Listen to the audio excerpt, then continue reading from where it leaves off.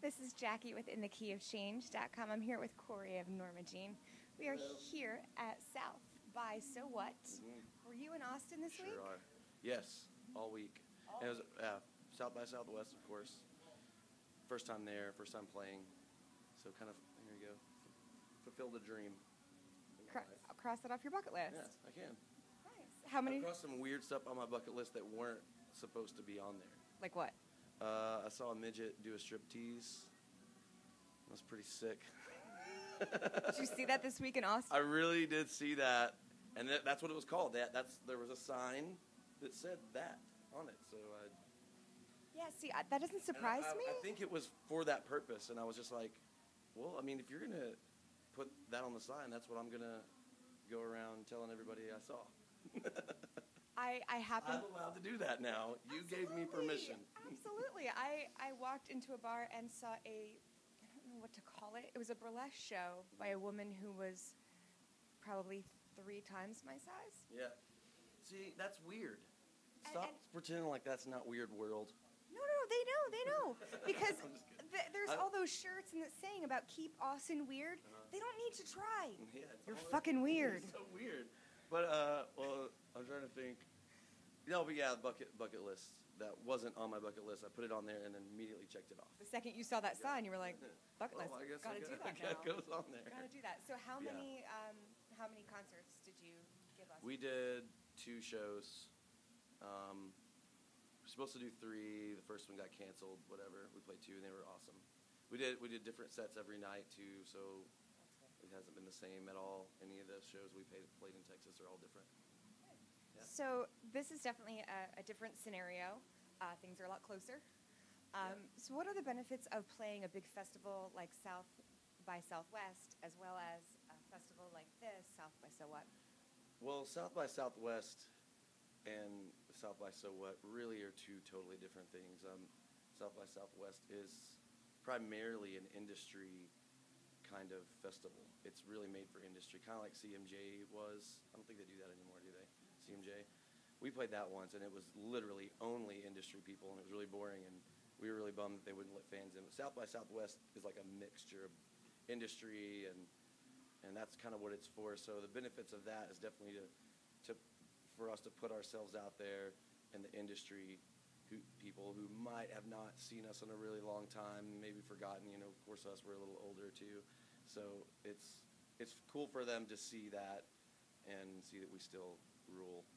And here, of course, the benefits are of 1,000 new faces that never would have watched us because we're not their favorite band, but the band right after us or right before us was.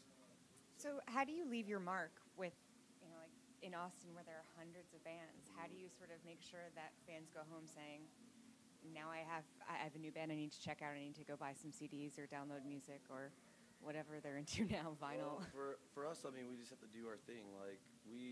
Like I said, we played different sets, so we didn't do the same thing.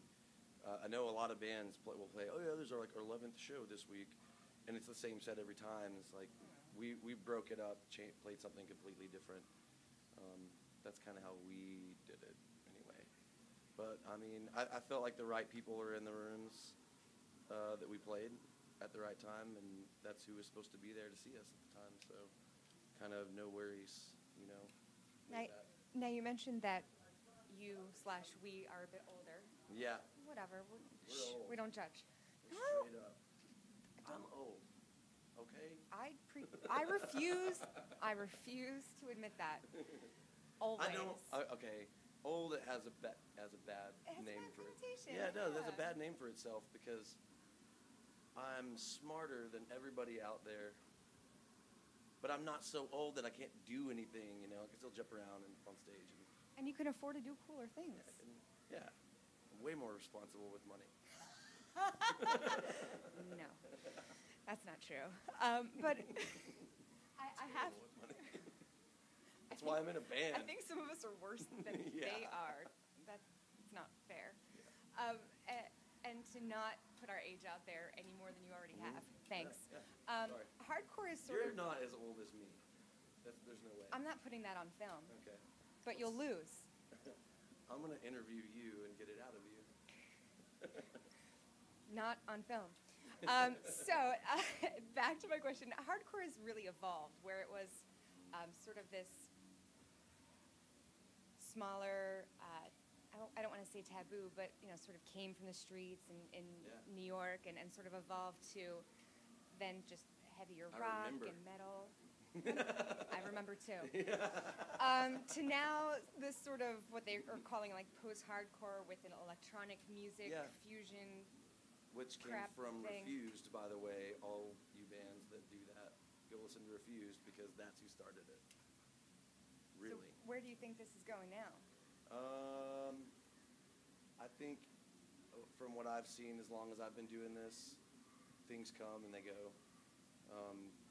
Some bands will last, some of them won't. So it's kind of, you never really know where it's going to go. There's no telling. I had no idea it was going to be what it is now. Can it get better, please? I hope so. Some of it really sucks. I think it does. It definitely sucks. There's a lot. I think the thing is that it's, when I first started going to shows and whenever I started going to shows, I won't say, but I went to every single show because I knew that I was going to see something different. So many different bands doing, and none of them sounded the same. I mean, none of them. And now they all sound. And now it's kind of blended to turn into this thing like, oh, well, this works, so let's keep doing this. And there's not a lot of originality coming out in some of the heavy bands. They really kind of all sound the same. They do. And that, it's like some of them are better at it than others, but it's still like there's a lot of copycats. And I understand being influenced by something. I do. We're influenced by a lot of bands. We definitely sound like the bands that we're influenced by, but we definitely put our own take on whatever we do. Yeah, make it your own. Yeah. Please make it your own. Yeah. And again, not going back to our age, but now you've made me, and I blame you. What is the role of social media now? I mean, we'll say back in the day, kids would, I won't even say the C word, so they bought CDs instead of cassettes. Trust me, they did exist. A long, long time ago. But what sort of role do you see social media playing in your band in 2013? I think it's kind of become the only role. I mean, I remember passing out flyers in the mall and passing out, getting, hey, that guy looks like he might come to a show. Check it out. Like, that's what flyers are for, to give to people who aren't going to see it otherwise. But now that's really the only way anyone promotes anymore. It's such a bummer. Like, even just getting a flyer made for a show anymore is hard to do. So, it's kind of it's made us lazier. It is a great tool. I think Facebook, Twitter, whatever, all great tools. I'm really glad we have those. We're able to get information out instantly about a record or a song or a video that we're doing. We can surprise our fans with things easier. Like we're gonna post a video tomorrow at midnight. We just made it. There's so much cool stuff and inventive things that you can do with that. But I don't think it should be 100% relied on for, especially promoting music, bands, whatever, any event. Put aside time to make sure that you're tweeting out to friends or to fans. Yeah, because I don't like it. Well, some bands have people that do it. I don't for like it them. unless I'm going online to. Sometimes I'll just get in the mood. I want to piss a bunch of people off, and then I do. I lose a bunch of followers, and I feel happy. That's success. How many people can you piss off? If only all those people knew that that's what was really happening, they would understand. I would have more followers. There you go. So what's up next for Norma Jean? We have a new record. Just finished recording it. We're in mixing now. Coming out this summer. Don't have a title for it yet. We don't really even have song titles yet, but we're still working on it. And we've been writing this record for 2 years. We were in the studio for 2.5 months. We put a lot of time into this record. It's not a cookie cutter record. There's real stringed instruments and organs and pianos, and it's heavy as crap, even with all that. So we did a lot of experimentation, but it's a really cool record. I'm really stoked about it.